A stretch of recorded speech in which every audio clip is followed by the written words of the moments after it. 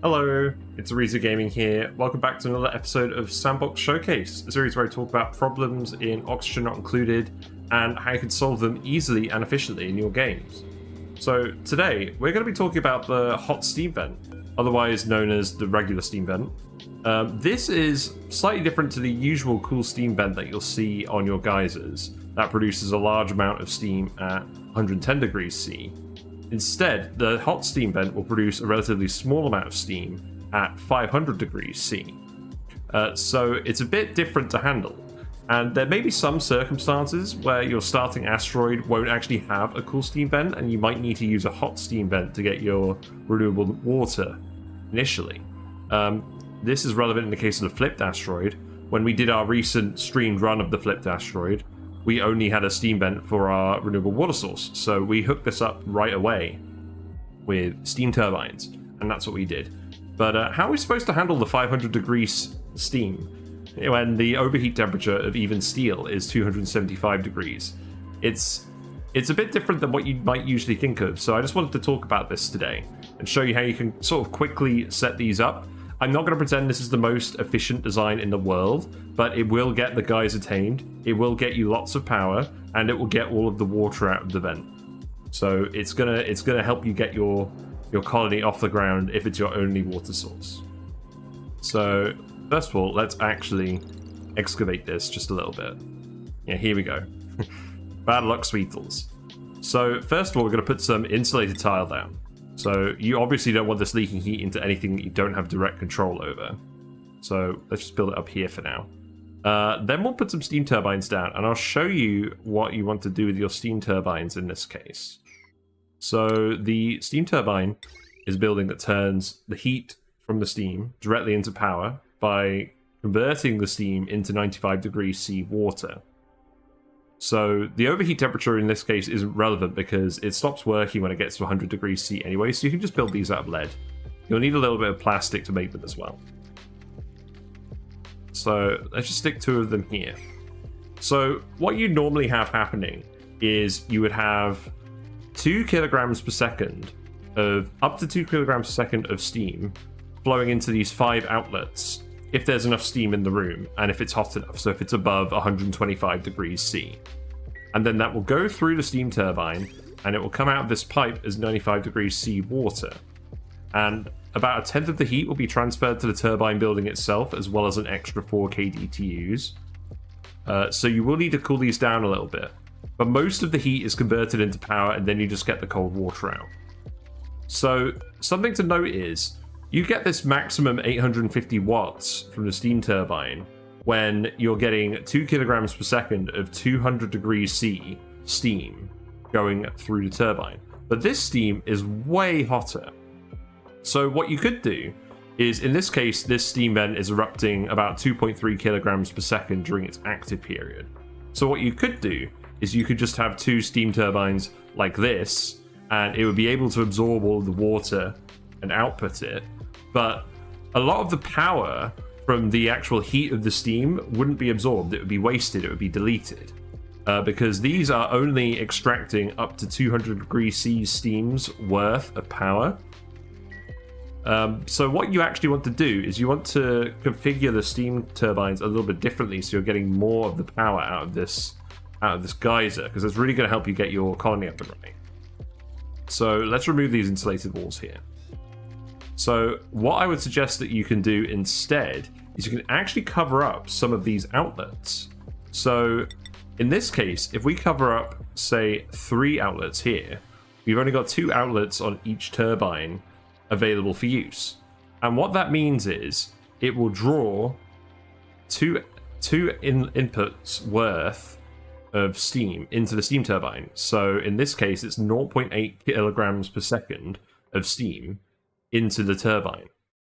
But you're still, because the steam is so hot, you're still going to get the 850 watts of power out, and it's still going to generate the same amount of heat in the actual building. Just the throughput of the steam is lower. And the way the maths works out is you're effectively getting up to about 360 degrees C's worth of the steam heat out. So you're getting much more heat. You're converting much more of the heat energy from this hot steam into power than if you just had the outlet's unblocked. But the throughput of water is lower as a result. So for this geyser, because the flow rate is 2.3 kilograms per second, what I would do is I would extend this out here, have another 2 steam turbines. So I'd just stick these here. And then I would cover up these 3 outlets farthest away from the vent as well. So then you've got enough outlets here between the 4 steam turbines to absorb up to 3.2 kilograms per second of steam. And you're going to be getting about 360, you're going to be getting the heat energy converted into power up to 360 degrees from this. So you're getting much more power from the steam vent doing it this way. You're getting twice as much power because you've got twice as many steam turbines. So then what we'll do is we'll just clear this, and then we'll bring this up here. So this gives plenty of room for the steam to actually just expand out into, and then it will start flowing into these turbine inputs immediately, and then it will, as these get blocked, it will flow into these. But the steam vent will never overpressurize because it's got enough space. So you'll get the full 2.3 kilograms per second of water out. And this eruption amount will vary quite a lot between steam vents. You may have some that erupt, like, say, 1.8 kilograms per second. You may have some that erupt 3 kilograms per second. There's quite a large range on this number. So just divide this by 800 and round it up, and that's the amount of steam turbines you'll need to do it this way. So we've got our steam turbines here. Now what we're going to do is we're going to extract all of the water and dump it somewhere else. So let's just build an insulated pipe and take it this way. And, okay, maybe not there. Yeah, so as you can see, we've taken all of the outlets out, and we're going to just dump all the water over here. Just to explain how this works. So then what we'll do as well, so we need to actually keep these steam turbines cool. And what you can often do with steam turbines is you can cool them with the output water, but in this case, each turbine is going to be producing a very small amount of water, and the turbine is going to be running at max power. So you can't self-cool these effectively. You will need an extra cooling source to keep these steam turbines cool enough to work. However, you're generating so much power that you can absolutely just run a thermal aqua tuner from the power you're generating here, and it'll be absolutely fine. So what I'm going to do is I'm literally just going to extend this out here. We're going to stick a 5th steam turbine on. Let's rotate it this way. And then what we'll do is we'll just fill this bit here. This bit here is just where we're going to put our thermal aqua tuner. So this is a very useful building. It basically cools down the liquids that go into the pipes that run through it, and all the heat goes into the machine. So what we're going to do is we're going to make this out of steel. You can kind of make these out of gold amalgam. The overheat temperature is a bit higher than for other buildings. With gold amalgam, it will go up to 175 C. But I still like making these out of steel just because it's so much more conductive than the gold amalgam, and it's just way less prone to overheating. So if you have steel, go for that. If not, you can use gold amalgam for this if you don't have steel production yet. I have built this design with a gold amalgam aqua tuner and then replaced it once I've got access to steam. You can do either. I'm just going to build it out of steel for now. So what we'll do is, essentially, you'll have a pipe of liquid going in that needs to be cooled, and then you'll have the liquid that's coming out cooler. So that can go up here. And then what we'll do is we'll stick a liquid pipe thermosensor on this, and you can make this out of any refined metal. I wouldn't make it out of lead just in case this breaks and this room gets really hot. But copper will do. You can make it out of lead and replace it later if you want to. That's not a problem. So yeah, you can stick that there, and then we can put some automation wire in. And what you'll want to do is you'll want to turn the aqua tuner on if the liquid in the pipe is above a certain temperature, and then it will cool it down. So we'll set it to above 95 C in this case. And then what we'll do is we'll take this pipe. So we'll actually just run a cool pipe along here. We'll use a radiant liquid pipe so it exchanges the most heat. You can, in a pinch, use a sort of granite pipe, but it's not particularly conductive. I would recommend doing this with a radiant liquid pipe. Aluminium is the most conductive metal to do this with, but if you don't have access to aluminium, cobalt is a pretty good metal as well, the blue one. But to be honest, pretty much any refined metal will do. But I'm just going to make it out of aluminium to show how I like to do it. So we'll just stick some of this pipe along here. I'll just lay out where this is all going to go. The bottom layer is the most important because what we'll do is we'll cover these steam turbines in liquids for extra thermal conductivity, but you can have it run along the top as well. So I'll just show what it would look like if you're running it along the top as well. And then what you want to do with this as well is you want to make sure that when the liquid is already cool enough, it's not going into the aqua tuner unnecessarily. So what you would do is you would pull this pipe down here, so if the machine isn't turned on by the sensor, the liquid will overflow into this pipe. And then what you want to do is you want to stick a liquid bridge here, so that the green output of the bridge is immediately after the output for the thermo aqua tuner. And what this will do is it will basically make it so that the liquid will try and come out of the aqua tuner first, and then if there's no liquid in the aqua tuner, it will come out of the bridge instead. It will always give cold liquid in the aqua tuner priority over uncooled liquid in this pipe. But you want to make sure that these two outlets are right next to each other, ideally. So then we just need to hook this up here. So let me just tidy this up. So what we'll do is we'll actually put the outlet for the steam turbine over here, because this is going to be cooled by this steam turbine. So we'll make this insulated. You can make this radiant if you want. In fact, it probably does help to make this radiant. So we'll just make this radiant here, and then this pipe can stay insulated, and we can just dump the liquid here. So dump it next to the aqua tuner. It doesn't really matter what you make this vent out of. I'm just going to make it out of copper just to show what to do. So then you'd hook that pipe up there. This is then the coolant pipe, so what you could actually do... Actually, let's bring that down there instead. Was indecisive, now not so sure. So if we bring that pipe down here, what we can do is we can feed this pipe up here. And then we can connect it up here. And then you can run this cool pipe all the way along the bottom. So that'll be the freshly cooled liquid. And what we'll do is we'll put some tiles here.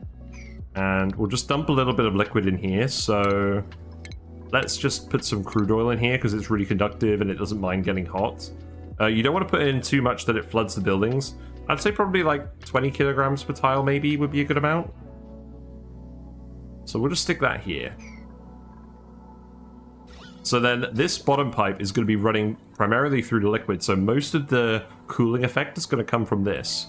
But what we could do as well is we could just extend this up here. We can tie this across here. On this seed, the teleporter was in a really weird spot. So we made it 4 high just because it lined up with this. But you could make it 3 high. I like making it 4 high so there's room for a few more things in there. Let's just get rid of this seed. So we'll stick that there, and then what you can do as well is you can just vent in some hydrogen from, say, your SPOM with your electrolyzers. The hydrogen is a relatively conductive gas as well, has a lot of heat capacity. So you could just dump this in with a high-pressure gas vent up to, say, 20 kilograms per tile. We'll just dump it in these first 3 layers.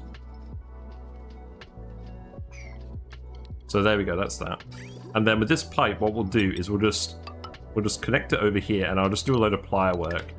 I'm so glad they've added pliers to the game. It makes stuff like this a lot easier. No mods required for this. So we'll just set it there so that the cooling pipe is running past every tile of the steam turbine. And we'll just do it for these 4 as well. And then what we'll do is we'll actually take a bridge, a liquid bridge, and we'll bring it here. Now, you want to make sure that the liquid bridge doesn't bridge between the 2 sides of the insulated wall, because that will leak heat over the bridge. It's not too bad with pipe bridges, but with wire bridges in particular, it's really conductive. So don't do this in general. I'm just going to put that bridge there, and then that can come down an insulated pipe through here, and then that will connect into this pipe here, and we can just run it this way, and that should be fine. So that is the cooling loop. That is the cooling loop, and what you want to do is you want to fill this with a liquid with high specific heat capacity. Early on in the game, when you're going to be doing something like this, you can use either water or polluted water, and polluted water is the best, really, because it has a slightly higher temperature range. It gives you a lot more leeway if a packet goes in here and it's a bit hotter than the target temperature. So I would use polluted water for this. Obviously, later game, supercoolant is what you would want to use for this, but later game, there's more efficient ways that you can handle this. I'm primarily making this video talking about how to handle these as soon as you find them, because it is really useful early game to be able to grab all of this free power, or most of this free power.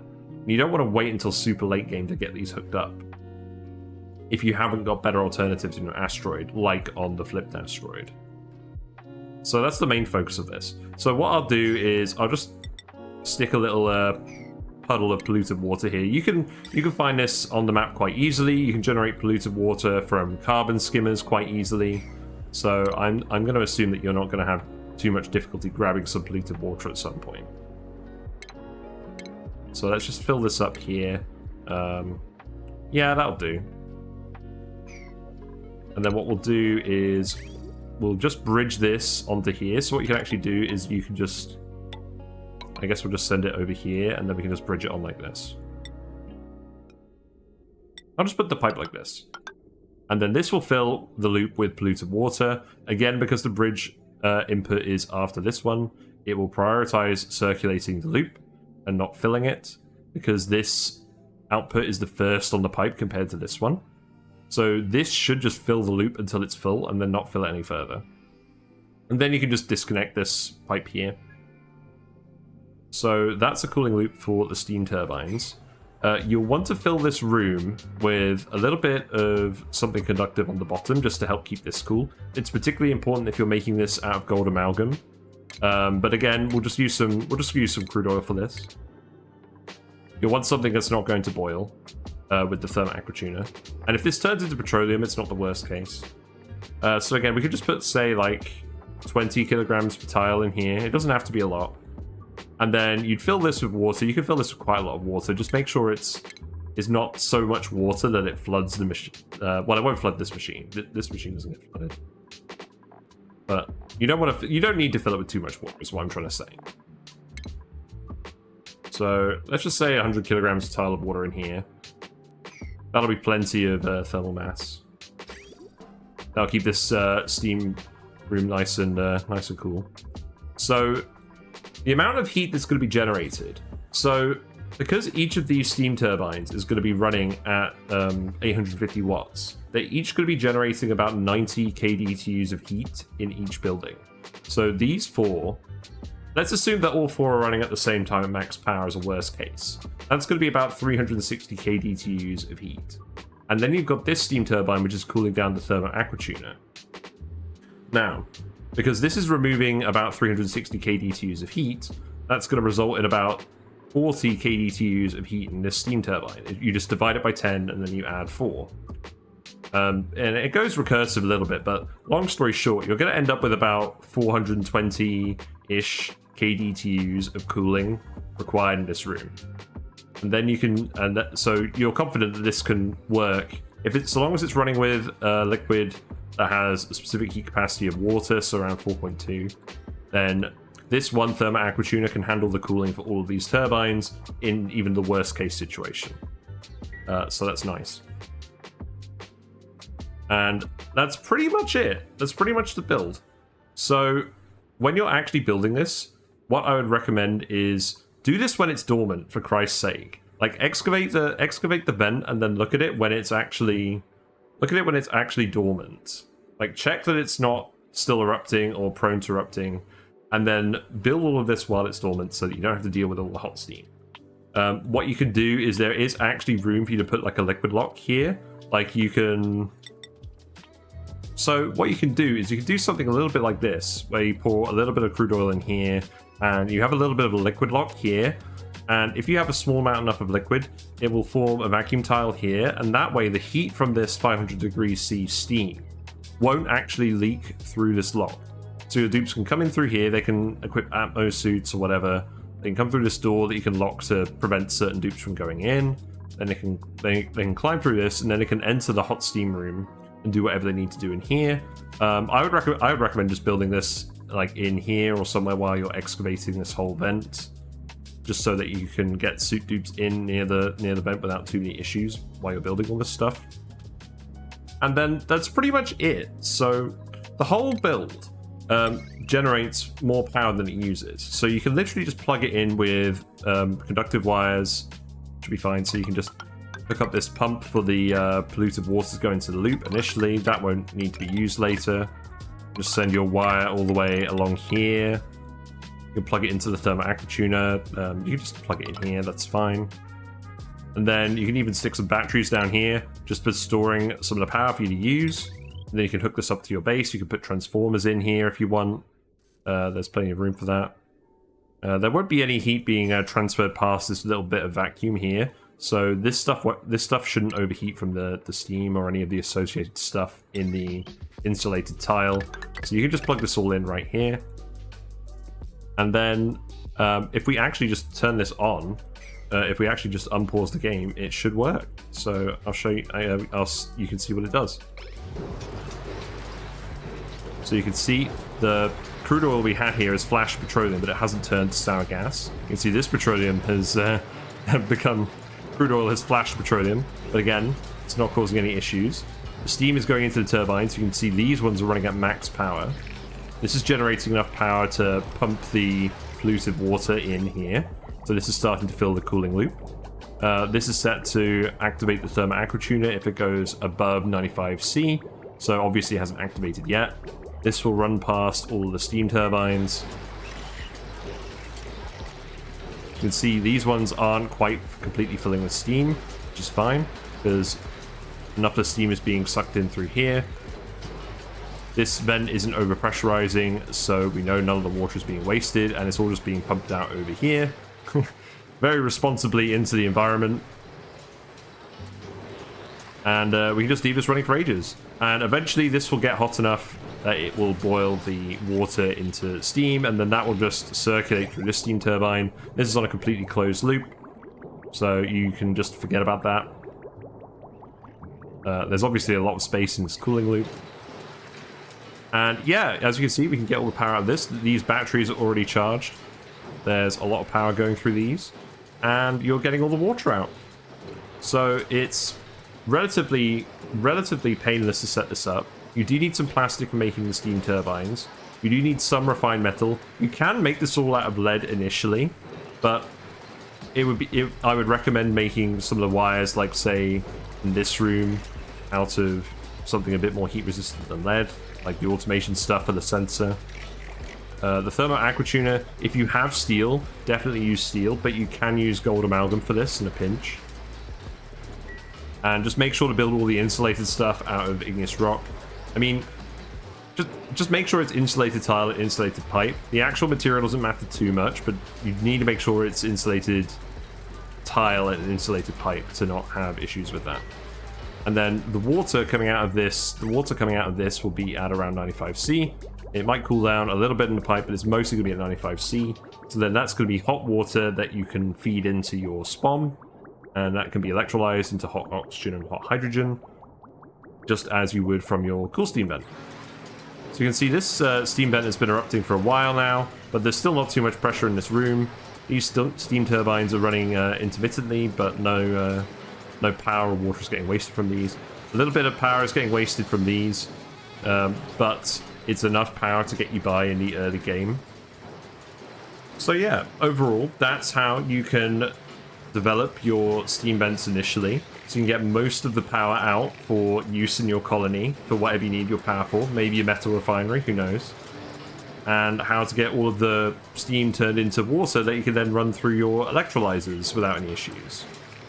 And yeah, once you know how to do this, it just makes these hot steam vents a little bit less intimidating to tame in the early game, and it can really help you jumpstart your colony. And then later on, you can develop some more efficient schemes that can extract even more power out of this. You can set up a cooling loop to go through here. That would keep this room at around sort of 350 degrees C. That way, you wouldn't have any power waste from this, and you could take that excess heat off and use that for something else, like preheating something else, just with a liquid pipe setup. I'm not going to talk about that because that's kind of beyond the scope of this video. But yeah, thanks for watching. Let me know what your thoughts are on this. Let me know if there's a way you like to handle your hot Steam vents in Oxygen Not Included. I'm eager to see it as always. There is the Discord where we like to post builds and share memes and discuss things in general about Oxygen Not Included. There are more videos on this YouTube channel. I do a lot of tier lists about this game, about what I like buildings-wise, duplicants-wise, planets-wise. And I stream on Twitch Mondays, Tuesdays, and usually Fridays. And yeah, thanks very much for watching, and hopefully I'll see you soon. Bye for now.